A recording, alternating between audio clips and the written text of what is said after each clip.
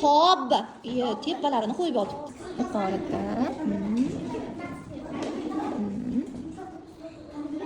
Bu nima? Qo'chi. Kabutar. Qo'chi. Chamalak. Chamalak. Kabutar. Charan. Kapalak. So'zlar qaysidan boshlaymiz? Chiziqchani bog'laymiz. Boshchasi xuddi shu joydan qaytadi orqasiga. Oyog'i, ko'rdingizmi? Orqasiga qaytamiz. Belini bog'laymiz. Juda chiroyli. Boshchasi, beli, oyog'i. Qarang, xuddi chiroyli qizlarni turishiga o'xshab ketadi. Endi birgalikda o'qib qo'shib. Kam so'zi hosil bo'ldi. K harfini talaffuz qilayotganda dimog'ingizni ushlab turasiz ozgina. Tomoningizni yuqori tutadi. K talaffuz qilingchi. Endi bunga unli harfini qo'shayotganda esa birgalikda birdaniga unli harfini talaffuz qilamiz. Ilk bor ka. Xuddi shu tariqa. Demak, qarang bugun birinchi o'rganadigan, yozishni o'rganadigan so'zimiz qaysi so'z ekan? Kamma. Endi navbatdagi so'zimizni yozaman, bolalar. Yuqorida bog'laymiz. Belini ushlaydi, oyog'ini uzatadi. Qarang. Barakalla.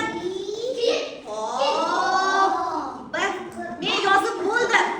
Endi qo'limni uzdim. Shundan so'ng tini, ini, belini qo'yaman. Kitob, barakalla. Endi davlatdagi so'zni. Yana siz uchun sodda bo'lgan so'z. Yuqorida bog'laymiz. Belchasini ushlaydi, oyog'ini uzatib oladi. Barakalla. Qo'limni uzdim, so'zni yozib oldim. Va eng oxirisida Juda chiroyli. Pastidan. Juda chiroyli. Yaxshi, keyingi qatorga o'tamiz. Juda yaxshi. Juda yaxshi. O'qing. Birinchi bo'g'in. Yo'q, o'g'lim. A harfi turibdi.